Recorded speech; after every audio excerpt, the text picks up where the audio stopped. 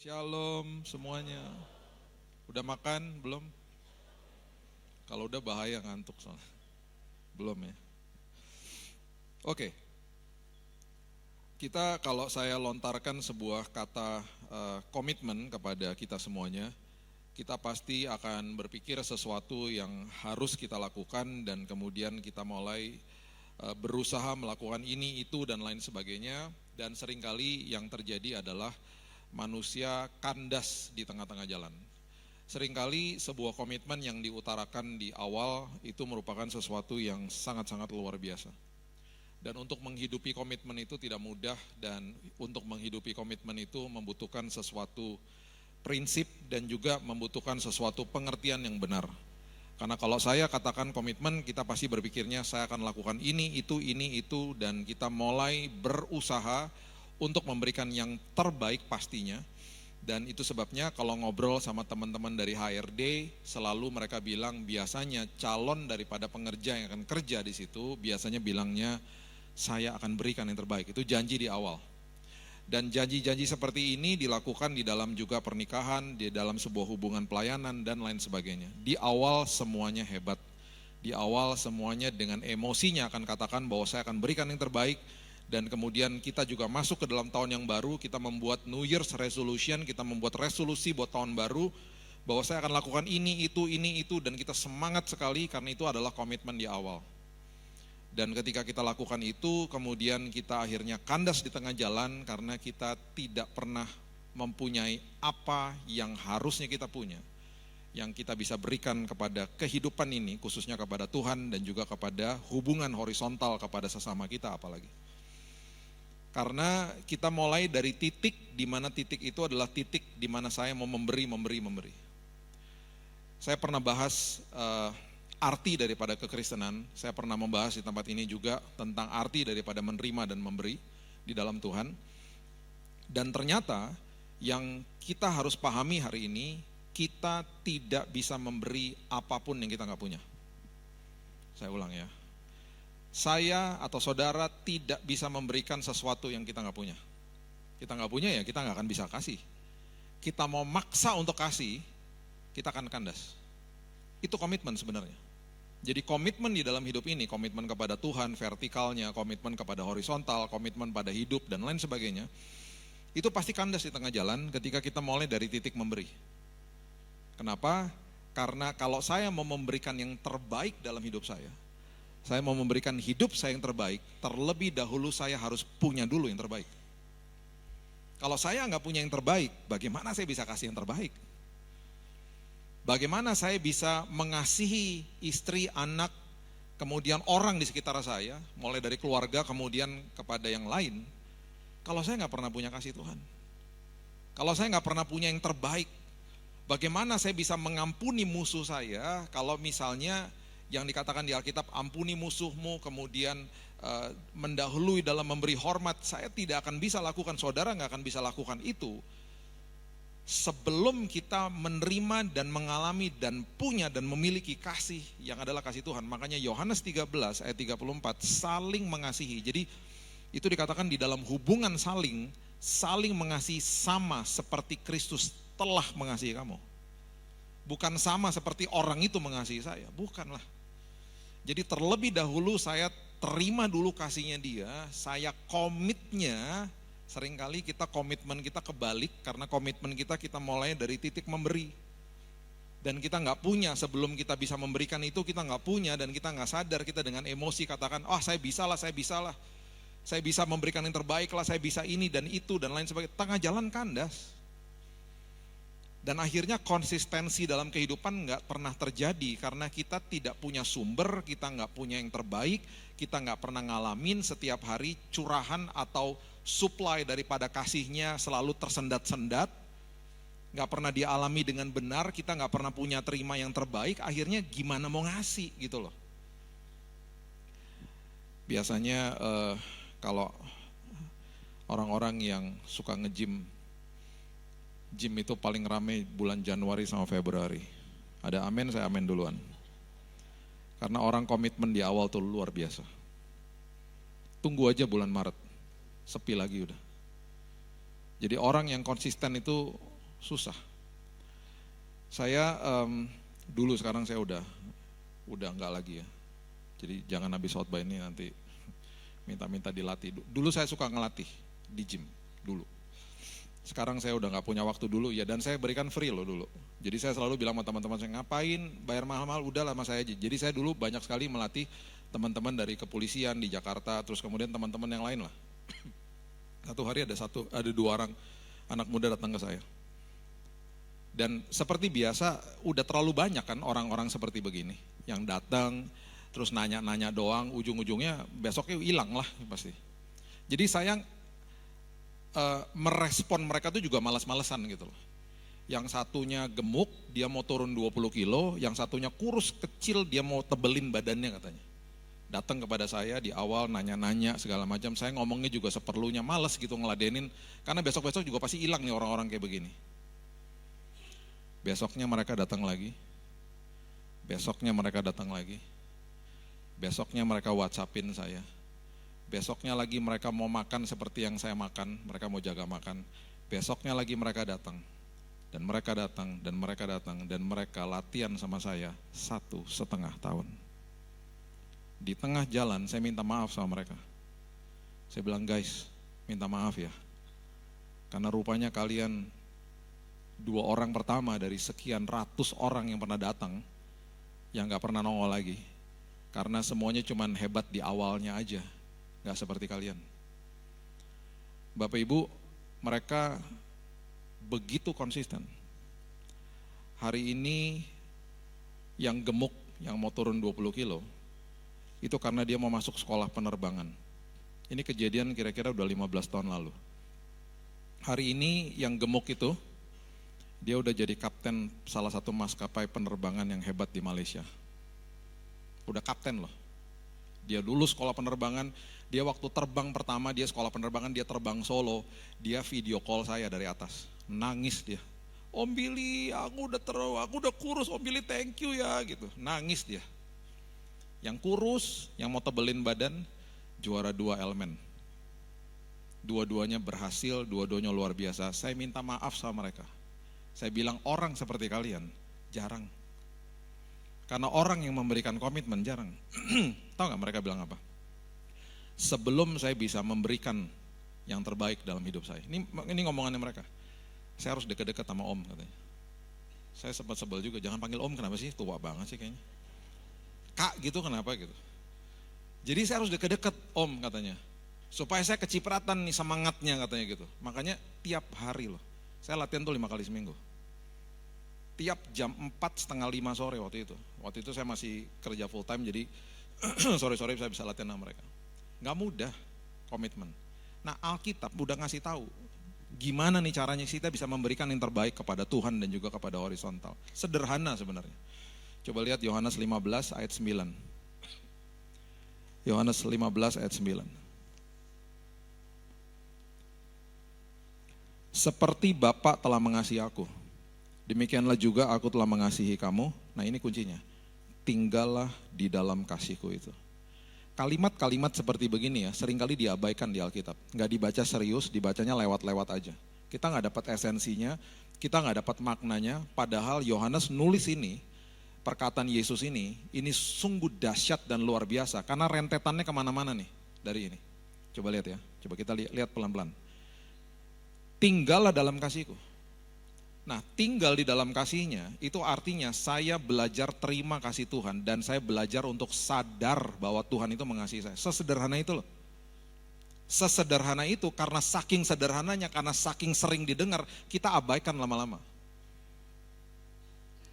Sampai-sampai di ayat berikutnya dikatakan, jikalau kamu menuruti perintahku ini harusnya, kamu akan tinggal dalam kasihku. Seperti aku menuruti perintah Bapakku dan tinggal dalam kasihnya. Bayangkan sampai tinggal dalam kasihnya dijadikan perintah. Itu seolah-olah Bapak lagi pegangin pundak anaknya bilang gini, nah sadar gak sih aku tuh sayang banget sama kamu. Tuh kayak gitu tuh. Kalau kita mau melakukan secara aplikatif gimana sih caranya? Saya sadarkan diri saya setiap pagi kalau bangun pagi ngomong gini. Sederhana aja, supaya saya sadar bahwa ayat ini terjadi sama saya tiap hari. Saya ngomong gini kalau pagi. Salah satu doa saya gini, Tuhan Yesus, makasih ya Tuhan, bahwa kasih-Mu tanpa kondisi. Tuhan terima kasih Engkau gak pernah ninggalin aku. Kemarin aku gagal loh, aku melakukan kesalahan atau mungkin aku jatuh dalam dosa.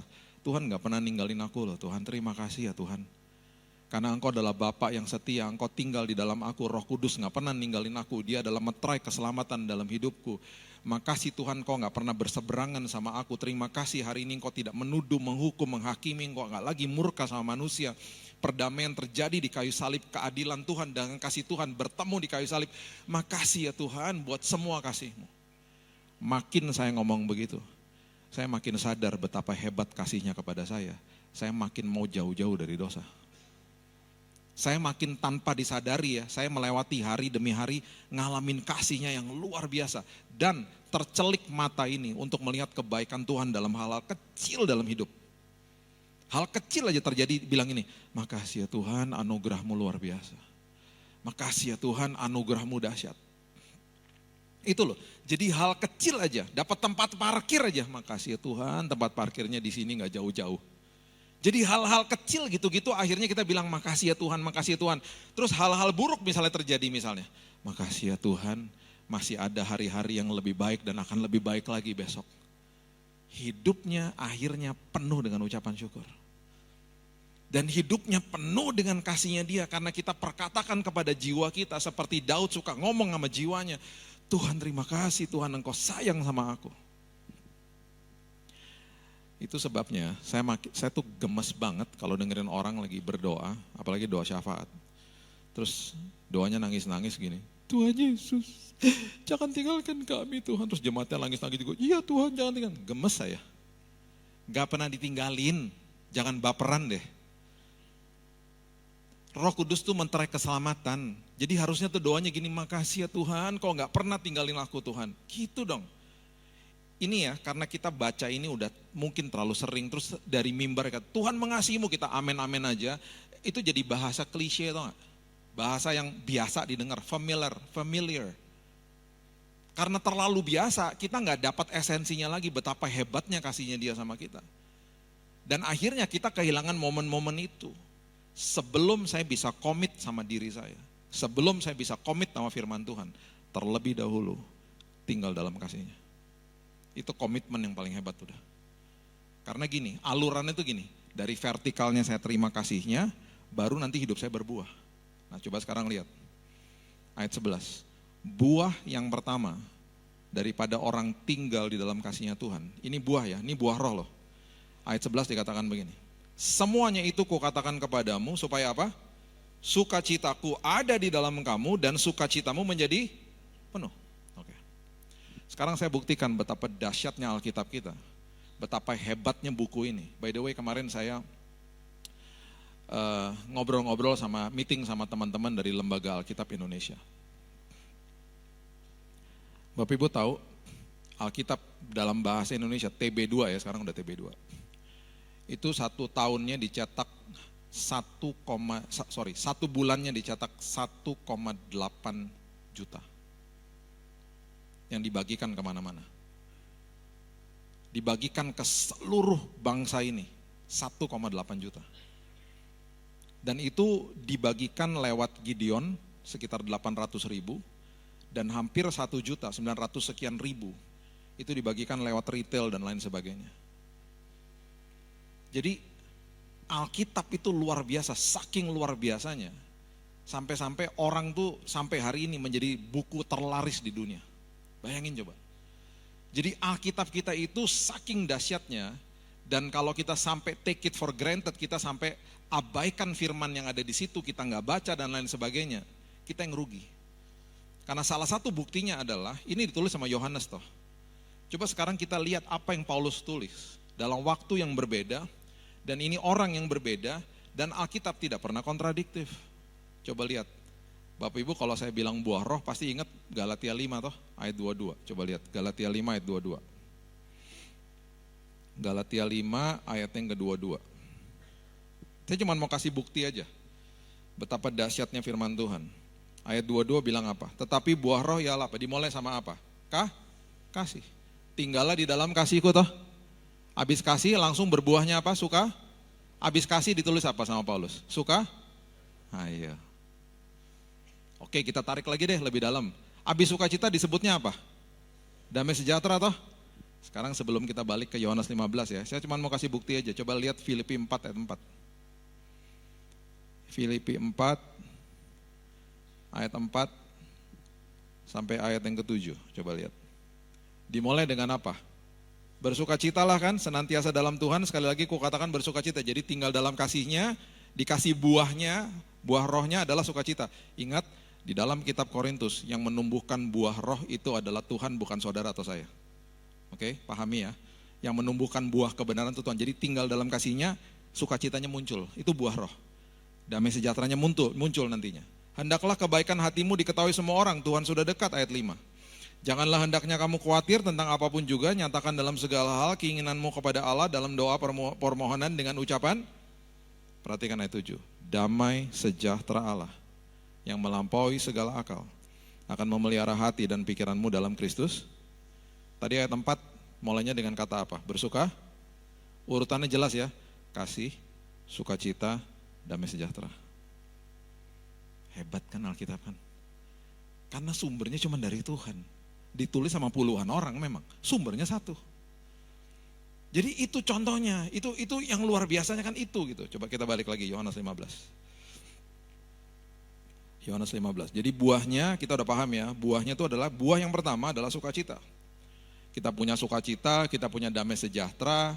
Setelah itu 6 daripada buah roh yang selanjutnya itu semuanya adalah penguasaan diri, kebaikan, kesetiaan. Itu semuanya adalah apa yang kita lakukan dalam hidup ini. Jadi tinggal dulu dalam kasihnya Tuhan, kemudian sukacita melimpah, damai sejahtera diberikan. Yang lainnya itu adalah perbuatan kita sebenarnya. Ada penguasaan diri dan lain, ada 6 itu semuanya. Itu akhirnya kita bisa memberikan kepada orang lain. Makanya ayat yang ke-12 dikatakan begini, inilah perintahku, yaitu supaya kamu apa? Saling mengasihi seperti aku telah mengasihi kamu. Saling mengasihi gimana? Buka lagi coba Galatia 5-nya. Supaya jelas. Coba lihat lagi.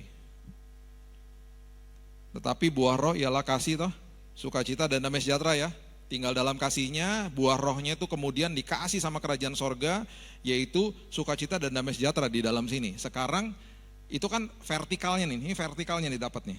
Kasih, sukacita, damai sejahtera, dapat ya vertikalnya. Sekarang udah penuh di dalam sini, sekarang ketika saya komit kepada hubungan saya, sekitar saya, ada 6 yang kita bisa lakukan dan itu mengalir karena itu udah jadi buah akhirnya. Ternyata itu yang menjadi kuncinya, lihat ini. Yang pertama langsung apa? Kesabaran, kemurahan, kebaikan, kesetiaan, kelemah lembutan, penguasaan diri. Dahsyat. Makanya kalau saya mau komit supaya saya bisa tetap dalam hidup saya ini tetap sabar. Saya mau komit supaya saya tetap murah hati, baik, setia, lemah lembut, menguasai diri. Terlebih dahulu vertikalnya saya harus terima dulu dari Tuhan, tinggal dalam kasihnya. Kemudian dikasih sukacita sama damai sejahtera, yang lainnya horizontalnya mengalir. Gak usah pakai usaha-usaha lagi, akan mengalir dengan sendirinya. Dan akhirnya ini menjadi sebuah konsistensi yang luar biasa gara-gara tiap hari dapat dari source-nya, tinggal dalam kasihnya. Jadi udah gak perlu pakai usaha lagi, usaha kita lagi, karena udah mengalir akhirnya. Kita disakiti, sakit pasti di sini. Untuk kita mengambil keputusan untuk murah hati, untuk setia, untuk lemah lembut, untuk penguasaan diri, akan lebih mudah. Karena yang memampukan itu adalah kasih Tuhan, bukan kasihnya kita yang kita buat-buat, gak ada. Dan semuanya ini adalah bagian daripada kasih. 1 Korintus 13 ayat 4-7. Dan kasih adalah keputusan, bukan perasaan.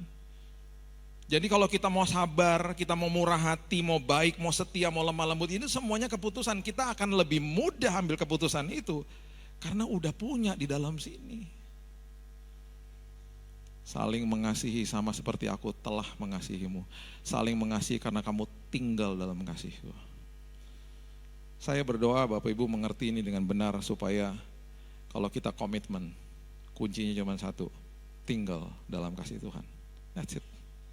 Ingatkan dirimu betapa hebatnya kasih Dia kepadamu, Betapa dahsyatnya kasih, terus bilang gini sama Tuhan, Tuhan aku hari ini mau ngalamin kasih Tuhan ya Tuhan. Supaya hidupku nih yang gampang marah, supaya hidupku nih yang gampang sensitif, gampang asumsi, gampang berpikir negatif tentang orang. Aku gak mau lagi Tuhan, aku mau ngalamin kasih-Mu supaya itu mengalir Tuhan dalam hidupku. Itu.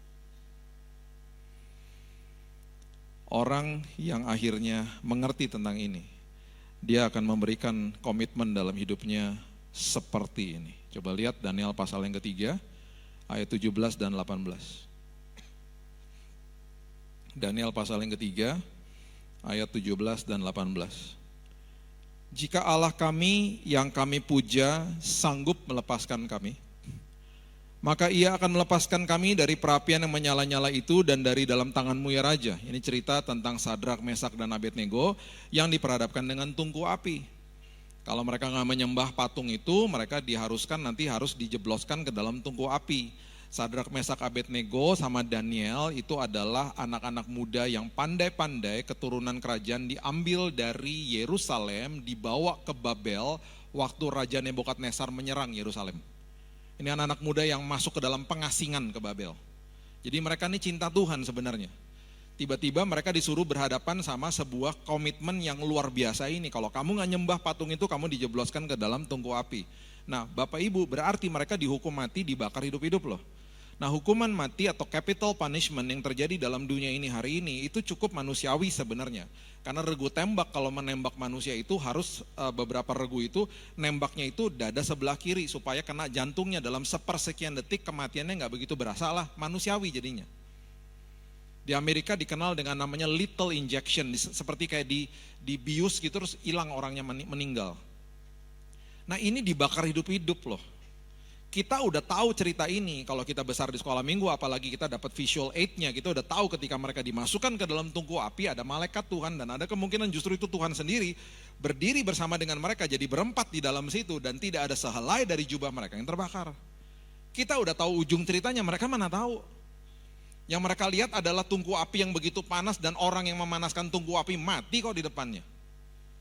Makanya kalau saya ada di situ, ada kemungkinan kalau saya nggak kuat iman, saya akan ngomong sama mereka begini, guys, kita nyembah aja, habis itu kita minta ampun sama Tuhan.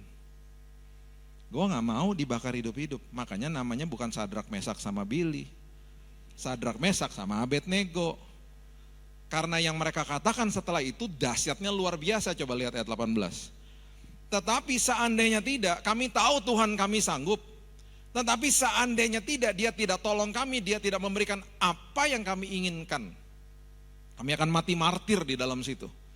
Hendaklah Tuanku mengetahui ya Raja, bahwa kami tidak akan memuja dewa Tuanku. Dan kami tidak akan menyembah patung emas yang Tuanku dirikan itu. Dengan kata lain, komitmen yang terlebih dahulu sudah tinggal di dalam kasih-Nya Tuhan. Komitmen hidup kita adalah komitmen kepada Tuhan yang tanpa syarat, tanpa kondisi. Tuhan, aku berdoa, aku pengen deh ini terjadi misalnya. Terus gak kejadian seperti yang kita inginkan, dapatnya beda. Di hari itu kita mungkin kecewa secara manusiawi, tapi kita doanya begini, Tuhan gak seperti yang aku harapkan sih, tapi Tuhan aku tahu Engkau baik, Engkau maha tahu, Engkau luar biasa, terima kasih ya Tuhan. Karena Engkau lebih tahu dari aku. Kalau mungkin Engkau kasih apa yang aku inginkan, ujungnya gak baik buat aku. Karena semua pemberianmu pasti ujungnya bawa kebaikan buat aku. Tapi orang yang berani-berani komplain sama Tuhan yang maha tahu, berarti menurut saya orang itu sok tahu. Betul toh? Kita nih sebagai manusia ya, kita ngomong sama Tuhan, terus kita bilang sama Tuhan, saya kecewa sama Tuhan. Ya, saya pernah ngomong sama teman saya, seorang konselor, saya bilang gini, paling parah orang Kristen ketemu sama kamu ngomongnya apa? Terus dia bilang gini, kalau kecewa mah udah biasa. Ini orang datang ke saya, dia mau bunuh Tuhan katanya. Saya gak pernah dengar orang mau bunuh Tuhan. Itu ya, kenapa ya Tuhan tuh insecure banget. Kalau ketemu saya mau bunuh aja. Terus kenapa kamu beranggapan Tuhan insecure? Iya, dia kasih saya masalah supaya saya datang-datang mohon-mohon sama dia. Ih, insecure banget gitu. Ada loh orang Kristen kayak gitu. Terus lo gimana? Ya gue diemin aja lah Bil. Gue doain aja, ya dia tahu gue gak setuju. Tapi puji Tuhan ujungnya bertobat. Bayangin saya gak pernah dengar juga selama 28 pelayanan saya, orang mau bunuh Tuhan. Saya bilang sama dia, untung bukan aku di depannya dia. Jitak palanya, gemes deh. Ada orang kayak gitu. Saya mau komit sama Tuhan. Apapun yang terjadi, saya tetap komit sama Tuhan. Itu artinya komitmen yang tidak bersyarat. Komitmen yang tidak ada kondisinya. Kenapa? Karena terlebih dahulu dia sudah mengasihi saya juga pun tanpa kondisi. Sebelum saya lahir, sebelum Bapak Ibu lahir, dia udah mati di kayu salib. Dengan risiko kita tolak dia. Dan banyak orang tolak dia. Dia tetap mati buat semua manusia. Itu kasihnya dia. Itu yang Yohanes lagi sampaikan kepada kita. Tinggal dalam kasihnya. Beres sudah hidupmu. Nah, orang seperti begitu yang saya katakan, seperti tadi dua teman saya itu. Kita akan menjadi orang-orang yang mencintai kasih mula-mula. Coba lihat Wahyu pasal yang kedua. Wahyu pasal yang kedua, ayatnya yang keempat, coba lihat. Wahyu 2 ayat 4. Namun demikian aku mencela engkau. Mencela itu artinya saya ini tidak suka apa yang kamu lakukan, itu bahasa aslinya. Karena engkau telah meninggalkan apa? Kasihmu yang semula. Ini tegurannya Tuhan kepada jemaat di Efesus. Kenapa? Karena Tuhan tahu kasih mula-mula itu luar biasa. Makanya saya katakan tadi kan, kalau orang di awal hebat, semua yang dikatakan hebat, karena apa? Kasih mula-mula. Jadi kalau udah tinggal dalam kasihnya Tuhan, kita akan sanggup melakukan kasih mula-mula. Kasih mula-mulanya dijaga terus. Karena orang yang kasih mula-mula itu selalu prioritasnya tinggi, intensitasnya tinggi, kualitasnya tinggi. Semua kita yang pernah pacaran, atau mungkin lagi pacaran, pasti kita kasih prioritas yang luar biasa sama orang yang kita lagi suka. Betul gak? Kamu kok sering banget sih kesini? Iyalah, sesibuk-sibuk aku kan kamu prioritas. Kok kamu sering banget? Iyalah, intensitas tinggi, karena lagi suka kan kasih mula-mula. Terus kualitas juga tinggi, makanya orang yang di food court, yang HP-nya ditaruh, dua-duanya ngobrolnya sambil begini. Itu lagi jatuh cinta, karena dia ngobrolnya dengan kualitas. Tapi ketika dua-duanya ngobrolnya begini, pesan aja terserah kamu, udah terserah, iya terserah. Itu udah 20 tahun kawin. Saya menolak menjadi seperti itu ya.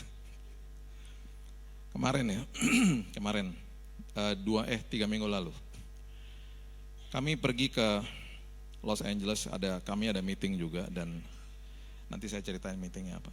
Saya ketemu anak saya yang pertama tinggal di sana. Dia baru selesai S2-nya, saya bangga lah sama dia, karena dia selesaikan S2-nya, dia bayar sendiri, dia kerja keras.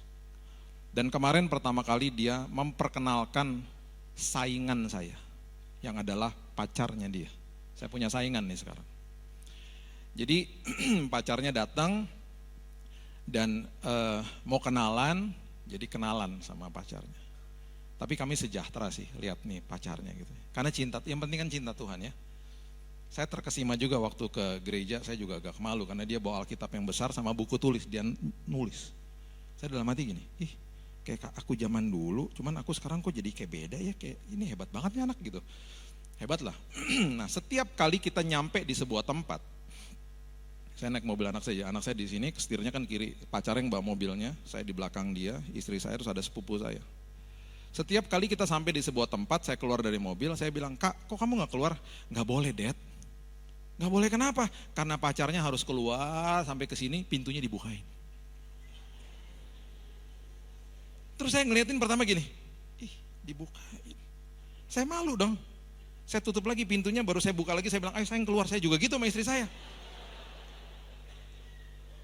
Sampai akhirnya kita sampai di Jakarta, saya nggak bukain pintu lagi. Kenapa kok kamu nggak bukain pintu lagi? Ya udahlah, udah sampai Jakarta lah, udah. Itu di LA aja begitu ah. Terus kita akhirnya bisik-bisik sama istri saya. Sampai kapan tuh bertahan begitu? Iya kan? Kan kasih mula-mula. Jadi saya sempat bilang sama anak saya waktu saya udah pulang telepon-teleponan, Kak, kalau kamu sampai jadi sama dia, dan setelah berapa tahun dia masih bukain pintu, dia luar biasa. Karena orang paling jagoan di awal. Saya berharap dia begitu terus. Makanya orang kalau jatuh cinta sama Tuhan, diajak ngopi susah. Hari Senin ngopi bisa gak? Gak bisa lah, ada komsel. Selasa, nggak bisa komsel kedua. Banyak banget sih komselnya. Iyalah, by the way ya, jangan ajak-ajakku minum kopi. Itu minuman duniawi, yang saya minum adalah air perjamuan kudus. Udah jangan ngopi-ngopi, itu duniawi banget, udahlah. Rabu, komsel ketiga. Banyak banget komselnya, semua rumah aku datengin makan gratis, kurang ajar. Kamis, PD Immanuel, jangan ngawur kamu. Dimarahin Pak Fauzi ngomong ke sini. Jumat, saya anak-anak PW. Emang kamu bisa musik? Aku belajar. Mau ikutan tim praise and worship. Sabtu, youth, udah jangan ganggu-ganggu. Kamu tuh udah tua ikutan ibadah youth. Jangan salah, semua lapisan ibadah aku ikutin. Sampai sekolah minggu aku masuk. Karena semua firman aku mau dengar. Firman sekolah minggu, firman youth aku dengar. Kaum ibu juga aku duduk di belakang. Semua firman. Minggu, GB Gajah Mada, berapa? 5 kali ibadah toh? 5 kali ibadah dari pagi sampai sore, udah jangan ganggu. Saya lagi minta sama Pak Nathan, kalau bisa saya dikasih kunci gereja, saya mau tinggal dalam gereja. Udah jangan ganggu-ganggu lah. Nah orang-orang kayak gini tungguin aja 6 bulan. Bisa ngopi gak? Bisa lah, aku mah fleksibel sekarang. Itu saya cuma mau kasih gambaran, orang kalau dalam kasih mula-mula hebat. Makanya ketika kasih mula-mula dijaga, ketika prioritas dijaga, intensitas dijaga, kualitas dijaga, itu sama dengan konsisten. Orang yang konsisten dimintai pendapat sama orang lain. Orang yang konsisten dikasih tanggung jawab sama orang lain. Orang yang konsisten gak usah ngomong banyak-banyak, hidupnya jadi khotbah. Hidupnya udah jadi contoh buat orang lain. Makanya waktu anak-anak masih kecil saya bilang gini sama istri saya, kita harus pelukan di depan mereka dan bilang I love you supaya mereka lihat orang tuanya mengasihi. Dan itu kita lakukan setiap hari. Kita harus mesbah keluarga tiap hari. Bukan rutinitas tapi jadi gaya hidup setiap hari. Bapak Ibu, saya tahun lalu ya, jadi gini, saya ini tidak mengembalakan gereja, saya ini ada di yayasan yang didirikan orang tua saya tahun 67. Jadi yayasan itu ada toko buku, ada penerbitan, ada satu divisi yang bantu hamba Tuhan, itu saya sama istri saya udah pegang divisi itu udah 20 tahun. Terus kemudian kita ada sekolah juga di Batu Malang dari TK sampai SMA. Nah, jadi saya ini pergi ke dusun, desa, kota kecamatan, kota kabupaten udah biasa, udah sering. Di Pulau Jawa kalau saya pergi ke tempat-tempat kayak begitu, di sini infrastruktur bagus Bapak Ibu. Naik kereta, naik bus, oke lah semuanya. Bahkan sampai ke Gunung Kidul itu udah daerah udah nggak bisa masukin mobil, naik motor pun itu udah di aspal tempatnya. Aman lah. Yang repot itu kalau misalnya saya tuh keluar pulau, itu agak menyeramkan. Tobelo waktu itu sampai jauh-jauh ke sana-sana. Tahun lalu saya ke Wamena, Papua. Dan by the way saya setiap tahun ke Wamena. Saya pernah ditembak on the way ke Freeport, bus kami ditembak, pernah juga. Ngalamin kayak gitulah, serem-serem. Nah, tahun lalu waktu ke Wamena saya diperkenalkan dengan salah satu pelayanan yang hebat lah di sana. Namanya Mission Aviation Fellowship. Mereka bilang gini, Pak Billy kan suka pesawat, ini ada pelayanan yang menggunakan pesawat. Jadi mereka tuh datang ke tempat-tempat yang terpencil, masuk ke tempat-tempat yang secluded, mereka masuk ke sana, kemudian mereka membagikan sembako, evakuasi medis, memberikan bantuan medis kepada orang-orang yang ada di tempat-tempat yang terpencil di atas gunung. Nah saya ikut terbang sama mereka, pilotnya bule semuanya. Mereka sudah ada di Indonesia dari tahun 1952. Nah Bapak Ibu kalau mau mendarat di atas ngeri. Tadi ya saya mau mendarat di Semarang ya. Mendaratnya itu dari kota, bukan dari laut ya, dari kota. Itu berarti dari timur kalau nggak salah. Pokoknya dari kota lah. Itu tadi ada angin di belakang pesawat dan saya ini kan suka pesawat, jadi saya agak ngerti lah. Jadi saya tadi pas mendarat saya bilang, aduh ini windnya nggak banget nih. Udah goyang. Dan bener, pas dia udah mau mendarat, tiba-tiba abort, nggak jadi mendarat, tiba-tiba full throttle, naik lagi. Agak serem kalau udah kayak gitu-gitu. Cuman saya tahu itu safe lah. Nah pesawat kalau mau mendarat di dalam lingkungan airport, itu mereka udah komunikasi sama tower kan. Saya berkali-kali belajar nerbangin pesawat di kokpit asli sama pilot asli, jadi saya paham lah gitu-gituan. Ada 3 hal penting biasanya. Towernya ngasih tahu pilotnya, karena sudah terkalibrasi itu kokpitnya sama towernya. Heading namanya. Jadi supaya mendaratnya persis di landasannya.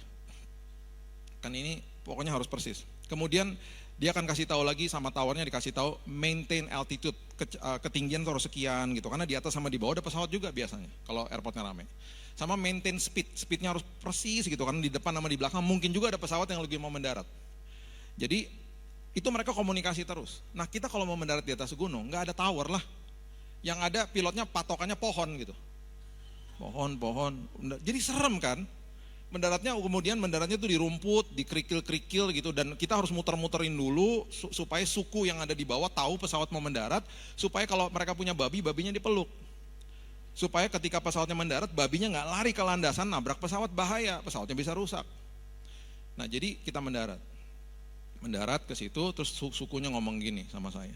Iya Pak, ini jarak dari tempat kita ke kota itu bisa 3 minggu jalan kaki lewat hutan.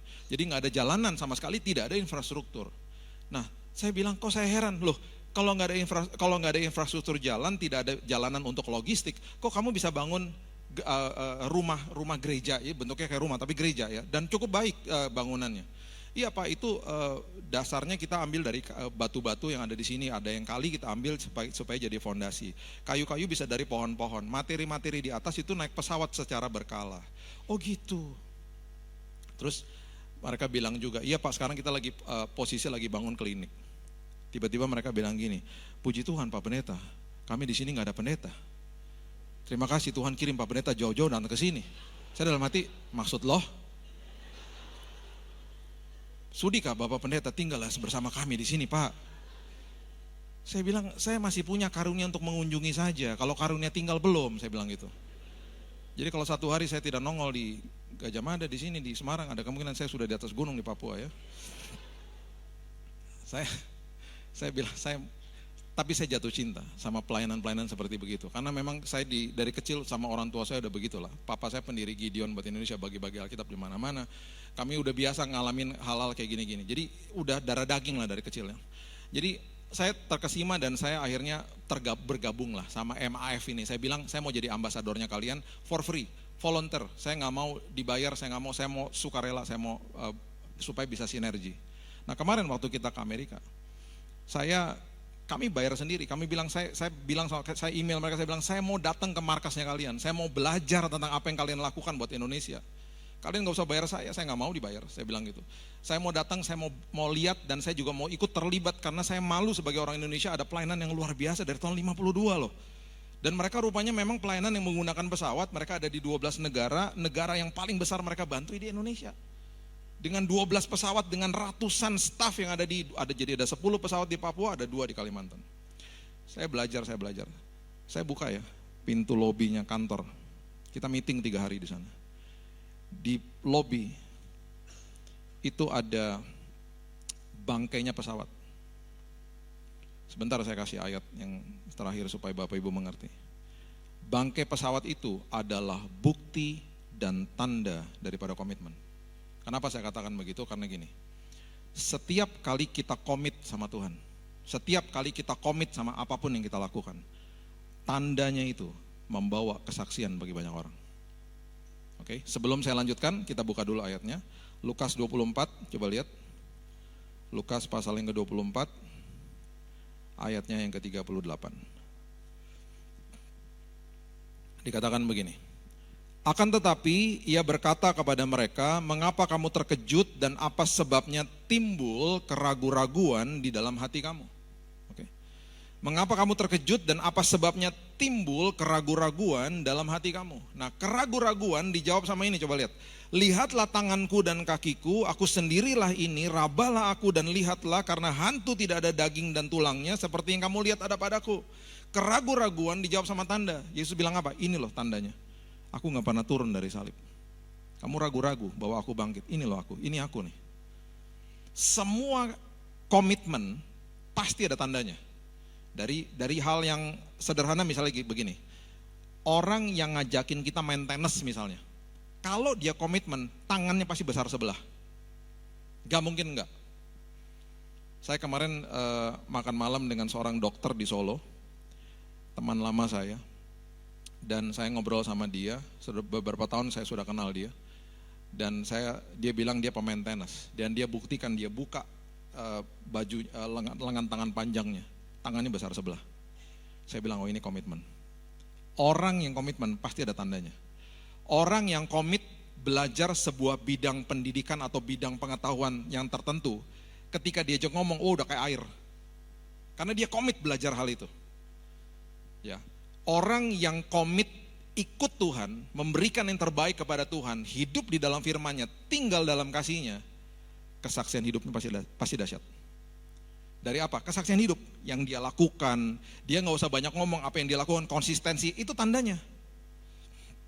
Nah, ada tanda fisik, ada juga tanda yang dari buah roh. Tanda yang merupakan buah roh, itu ada juga. Ya, seperti contohnya tahun 2001 waktu seorang yang bernama Domingus, kepalanya dipenggal karena dia menolak untuk menyangkal Yesus. Bapak Ibu pasti mungkin pernah dengar ceritanya. Dari Yayasan Dulos, sekolah Alkitab yang ada di luar Jakarta. Disuruh menyangkal Yesus, dia gak mau, lehernya disikat sama celurit. Mati dia. Ketemu Yesus. Masuk ke dalam koran Kompas headline. Kami sempat datangin rumahnya di awal karena saya nyari dia. Karena kami mau bantu dia. Dia mati. Ditemukan di selokan sama krunya salah satu TV swasta di Jakarta. Dibawa ke rumah sakit. Selagi dia mati, rohnya ke sorga, ketemu Yesus. Tuhan bilang kamu belum siap waktunya dikembalikan. Lagi dijahit di rumah sakit, lehernya yang sudah hampir putus. Rohnya kembali, matanya kebuka begini. Ih, serem banget. Beberapa suster pingsan, ayo. Itu hari ini dia udah menikah, saya udah jadi teman baik, yayasan kami juga bantu gereja dia yang sangat kecil di luar Jakarta. Itu kalau habis ketemu saya, dia pulang, itu di belakang sini ada keloidnya, bekas sabetan celuritnya. Itu tanda. Saya nggak katakan kita akan martir-martir kayak begitu, itu tanda yang paling ekstrim lah. Orang yang komitmen sama Tuhan. Nah, orang yang ikut sama Tuhan komitmen, kita bisa lihat secara fisik, kita bisa lihat terkadang juga dengan perbuatan buah rohnya kelihatan. Nah, pesawat itu waktu saya buka pintu lobi, ada bangkai pesawat di situ. Saya tahu ceritanya, tapi saya dapat detailnya kemarin dari mereka. Mereka bilang begini, tahun 50, salah satu pilotnya mereka dari MAF, mereka lagi pelayanan di jungle Amazon di Ekuador sana, Amerika Selatan. Ini pilot namanya Nate Saint, Bapak Ibu bisa Google. Dia muter-muter di atas karena dia dikasih tahu jangan mendarat karena itu sukunya kejam sekali.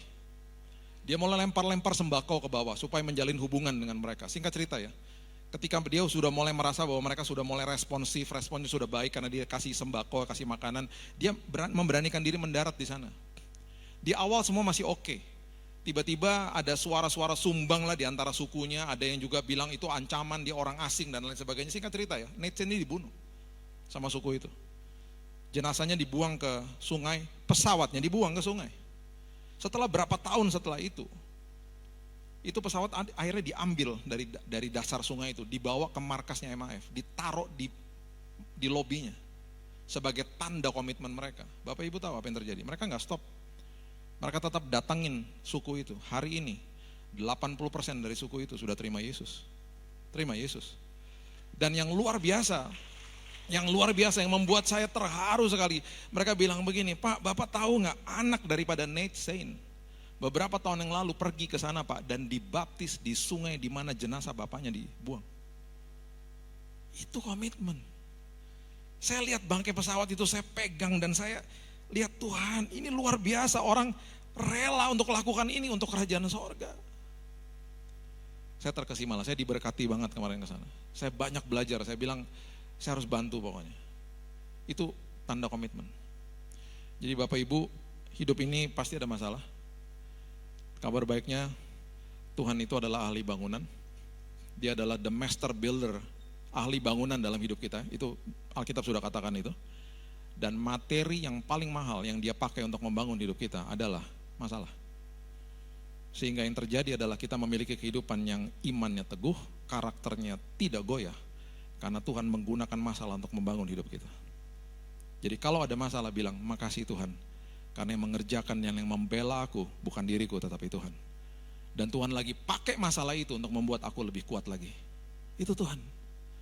Makanya kalau lagi ada masalah, jangan sedikit-sedikit komplain, nangis-nangis, jangan. Saya ingat sama anak saya yang masih kecil dulu, Raina masih pendeknya segini, suka tarik-tarik celana saya kalau di lift. Kita sering terjebak di belakang lift, paling belakang. Terus dia tarik-tarik, ayo Dad gendong dong, please lift me up, gendong. Terus saya bilang, susah nak, ini lagi penuh liftnya sama orang. Kalau nanti tunggu sebentar kita bisa keluar dari sini. Satu hari saya akhirnya paham betapa gak enaknya di bawah situ karena sumpek kan. Kalau Bapak Ibu gak percaya, Bapak Ibu masuk aja ke dalam lift, berdiri paling belakang, lift yang ramai, terus Bapak Ibu begini coba. Pemandangannya gak enak. Yang ketawa sudah dapat pewahyuan, yang belum tanya, maksudnya apa ya gitu. Di situ saya baru sadar, iya ya, sumpek banget loh di bawah situ kan. Kan kita tinggi kan. Jadi saya minta permisi sama Mas permisi ya Mas, saya gendong dia. Dan saya gak pernah lupa di hari itu waktu saya gendong, mukanya gini tiba-tiba, lega. Waktu mukanya lega, apakah liftnya tetap rame atau udah gak rame? Tetap rame kan. Masih banyak orang, kenapa mukanya lega? Karena tiba-tiba pandangannya dia setinggi pandangan saya. Karena kan saya gendong. Kalau ada masalah, bilang Tuhan gendong aku Tuhan. Supaya aku lihat dari perspektifnya Tuhan, bukan mataku yang terbatas. Tinggal dalam kasih-Nya, itu kuncinya. Tiba-tiba ada sukacita, ada damai sejahtera. Masalahnya masih ada. Tuhan gunakan masalah untuk membawa kebaikan dalam hidupmu. Itu materi yang paling mahal. Dan ingat, dia adalah pembela, Parakletos, Roh Kudus itu artinya pembela. Jadi indah kan, kuncinya cuma apa? Tinggal dalam kasih-Nya. Sadar bahwa kasih-Nya itu luar biasa bagi saudara dan saya. Saya tutup sama ini. Tadi Yohanes 15 bilang, kalau tinggal dalam kasih-Nya, tanda yang pertama adalah sukacita ya, buah roh ya, itu tanda toh. Kalau tadi pesawat itu kan fisik ya, Domingus yang saya kasih tahu itu fisik kelihatan. Ada hal-hal yang saya katakan buah roh, itu gak kelihatan. Kita kadang-kadang gak bisa lihat. Dunia bisa lihat. Contoh. Kemarin saya udah mau pulang, malamnya saya harus diantar ke airport. Saya sama anak saya lagi jalan-jalan, rame-rame sih sama teman-teman dari gereja Indonesia, yang teman-teman Indonesia yang ada di sana. Sama istri saya, sama beberapa teman-teman. Tiba-tiba di tempat umum, tempat ramai, anak saya bilang gini, Dedi yuk kita tiktokan. Aduh, please deh. TikTokan apaan? Itu lagu yang setinggi-tingginya langit, sedalam-dalamnya lautan. Jadi mungkin udah ada yang nonton IG saya, abaikan saja ya. Dia mempermalukan saya pokoknya. Saya bilang gak mau lah Kak, ini tempat umum. Saya bilang gitu, please Dad, please, kan Dedi udah mau pulang. Please sekali aja gitu, dia bilang. Kak ini banyak orang, dia bilang gitu. Aku gak bisa dancing juga lagi. Udahlah Dedi dancing sendiri, aku sendiri, dia bilang gitu. Dengan terpaksa, saya berjoget-joget sama dia dengan lagu setinggi-tingginya langit, sedalam-dalamnya lautan. Ya, kita lagi dancing, diketawain sama teman-teman saya, sama istri saya. Ada orang lewat, ya kira-kira jaraknya ya mungkin 50-70 meter di depan saya. Satu keluarga orang Amerika lewat, istrinya datangin saya sama anak saya.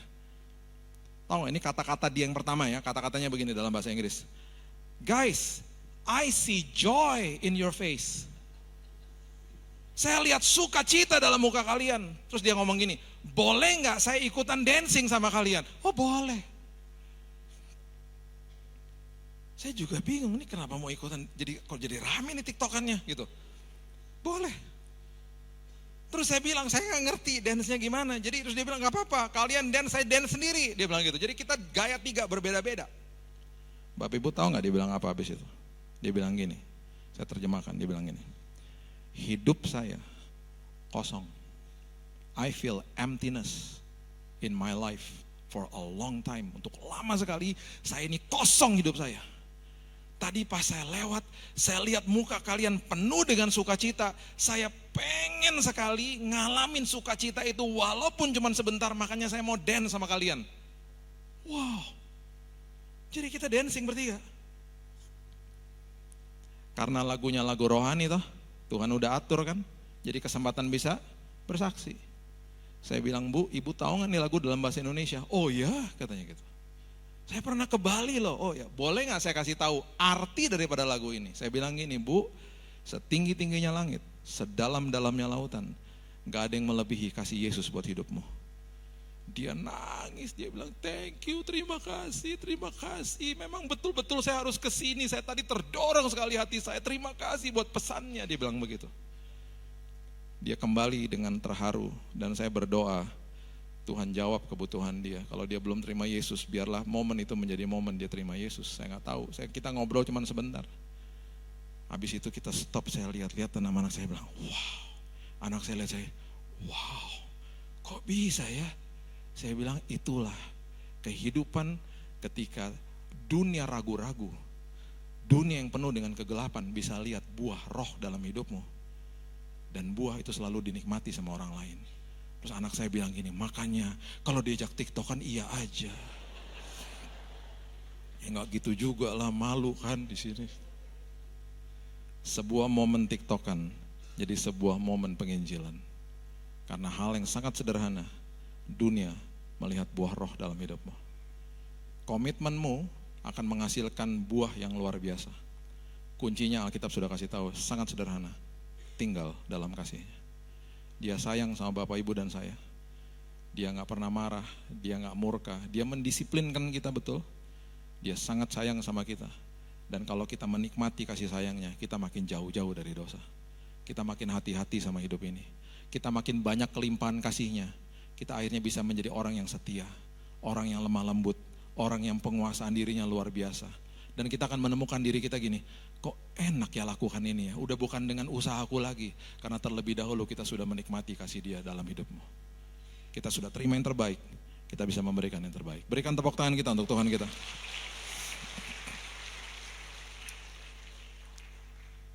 Bapak yang baik, terima kasih Tuhan buat firman kebenaran-Mu, terima kasih. Meteraikan ini Tuhan dalam hidup kami. Biarlah kami sadar bahwa komitmen kami kalau kami tinggal dalam kasih-Mu itu luar biasa Tuhan. Kami akan memiliki buah roh, kami akan memiliki kemampuan akhirnya untuk saling mengasihi. Dan komitmen kami itu selalu Tuhan akan betul-betul menjaga yang namanya kasih yang semula. Kasih di mana ada prioritas, intensitas, kualitas. Kami menjadi orang-orang yang konsisten di dalam Tuhan. Kami sadar Tuhan pakai materi yaitu masalah untuk membangun hidup kami bahkan. Dan kami sadar di akhir daripada itu semuanya hidup kami punya tanda Tuhan. Dan tanda itu adalah buah roh itu sendiri. Kesaksian hidup kami. Di mana buah roh itu Tuhan, tanda itu menjawab keraguan-raguan di dalam dunia. Terima kasih Bapak yang baik. Seperti Sadrak, Mesak, dan Abednego katakan, kami tahu Tuhan kami sanggup. Tetapi ketika terjadi tidak sesuai dengan keinginan kami, tetap mulut kami akan katakan, Engkau baik Tuhan. Engkau maha tahu, Engkau luar biasa. Kami tetap akan komit, karena komitmen kami tanpa kondisi kepada Tuhan. Terima kasih Bapak yang baik, kami sudah terima yang terbaik, kami akan memberikan yang terbaik dalam hidup ini. Meteraikan firman ini, karena kami juga sudah dimeteraikan sama Roh Kudus. Dalam nama Yesus kami berdoa, kita sama-sama katakan, amin. Tuhan berkati.